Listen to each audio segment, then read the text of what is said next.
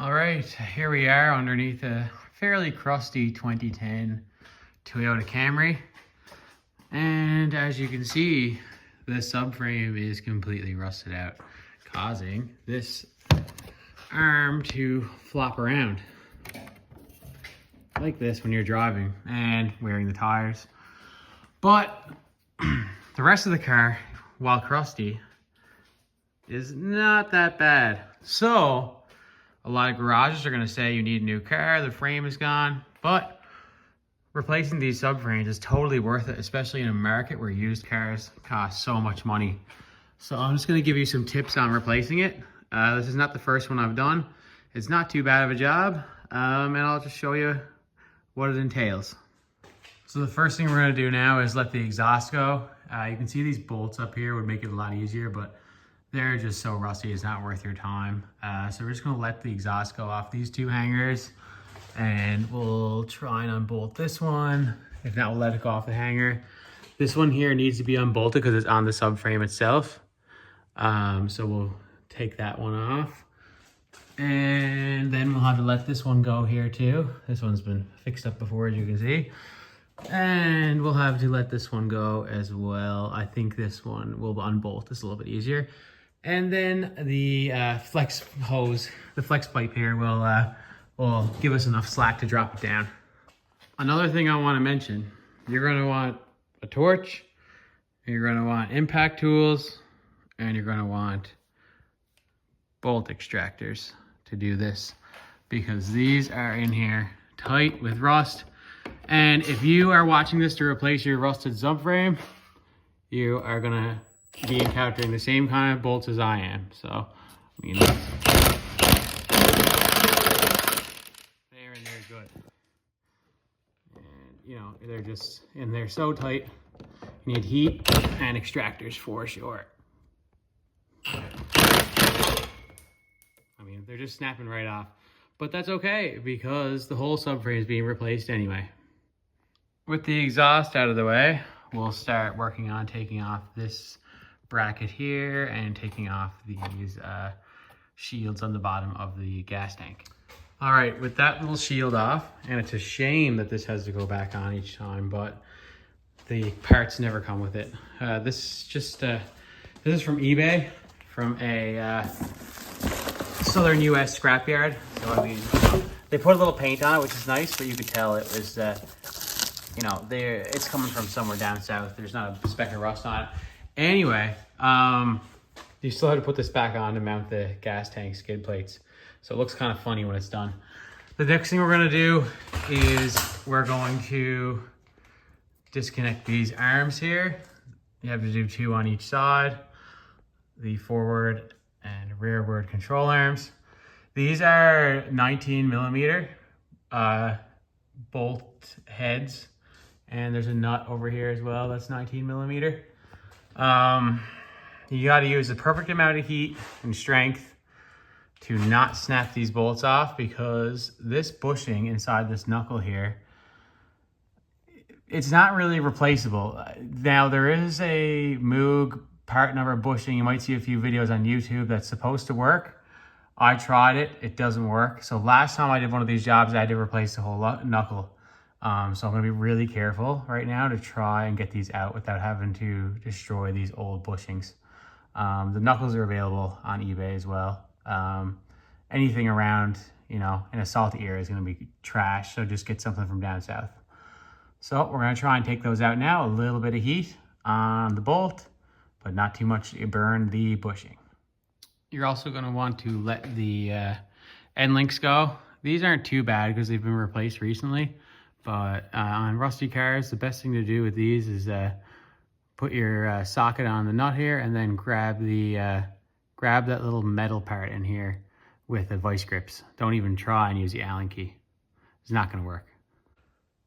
All right, now we're on to the subframe bolts. They're 14mm, and as crusty and bad as these look, as long as you get a socket and give it a few smacks and drop it on, these actually come out really nice. As you can see, this one here from the other side, just one shot with a impact and out it comes. where the threads are up above everything else, the salt doesn't really get a chance to sink in. So they come out pretty good. So we should have this subframe out of here in just a few zips of the gun. As you can see, the rearward and forward control arm bolts all came out real nice on both sides. Just gentle heat and penetrating fluid. The bushings, yes, they're not that great in that great a shape. But I mean, you know, for what the car is, they're gonna be fine. It's not a restoration, it is a temporary life extension. So yeah, they came out real nice. Beautiful day outside. And we are ready to put the new subframe back in the old one's place. As you can see, a lot nicer looking. Just went and sprayed a little rust undercoating, oil-based stuff up around the spots where it's gonna be hidden, sorry. And we're gonna put that back in. This particular kit was great because it came with all the rust-free hardware as well.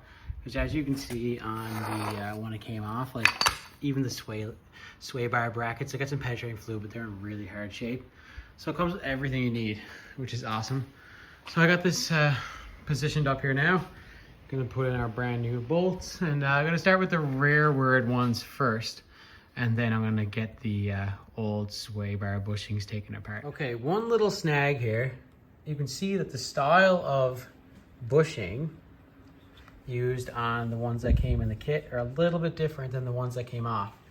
Now, I think it's still gonna work. You just need to assemble the brackets like this. One bolt holds one side on, another bolt holds the other side on. They both sandwich the bushing like that versus just the bolt down D style on the other. So we have circular bushings on one and these D style on the other. So I got a little scared for a second because I cut the other ones off, but it should work out fine. So that's how you assemble those two pieces there. This one has a little hook on it. This one just goes on. All right, so I got the sway bar all attached now. So it goes in the same as before, but the mounting point's a little bit different, but it all fits in nicely. Everything's gonna go in place well. Everything's gonna snap in. It looks a little bit different, but it's not touching, so probably just off a Camry Sport or something like that. If you know why those mounts are different, let me know in the comments. Kind of curious. Before you tighten down the subframe bolts up here, you want to get your adjustable or your non-adjustable control arm on this side here, and you want to install that because there's no space to put it in unless it's dropped down a bit. Like you can see, I got the bolts are not in yet, so you need to put the control arm in and then put the bolts in before you put the sway bar up. You can also just, probably the best thing to do would actually be put those arms in before you even lift it up. That's what I did last time. All right, so I got these bolts put in snug.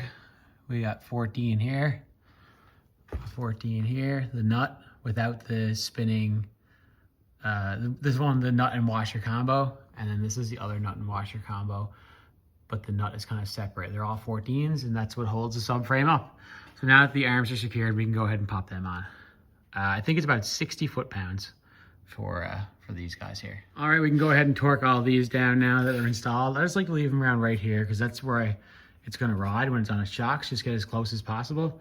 These guys here, these four on either side, these two on either side, 4 in total, get torqued to 75 foot-pounds, 100 Newton meters. All right, so we've now have the new sway bar bushing and mounts in, all these 12 mils here. I'm not gonna lie, I didn't torque those babies down with torque spec, just tell you a few ugga-duggas with the 3/8 is fine.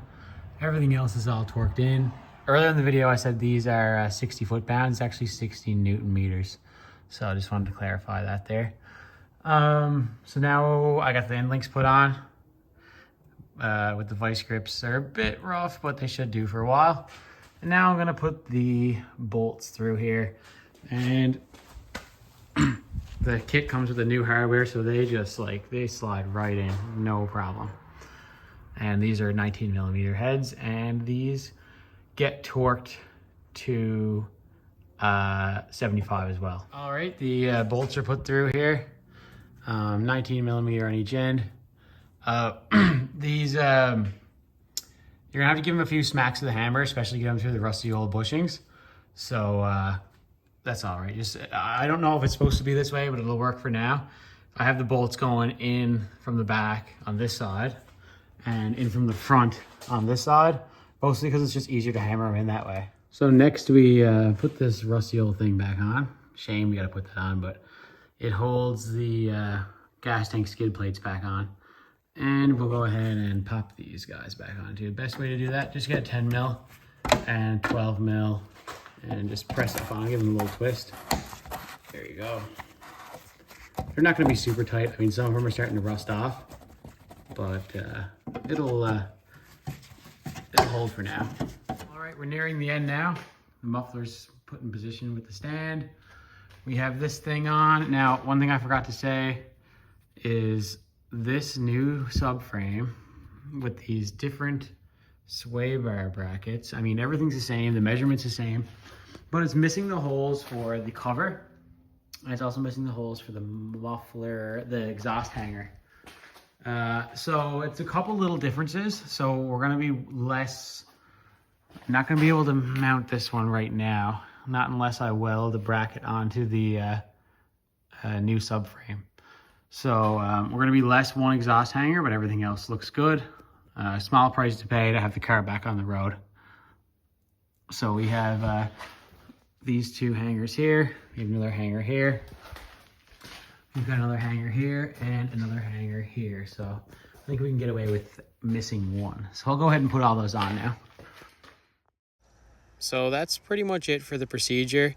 One thing I didn't say is I had to use a couple self-tapping screws to put the skid plate mount on. But other than that, everything else is covered in the video. So if you're going for it, this can be a guide, but good luck saving those Camrys.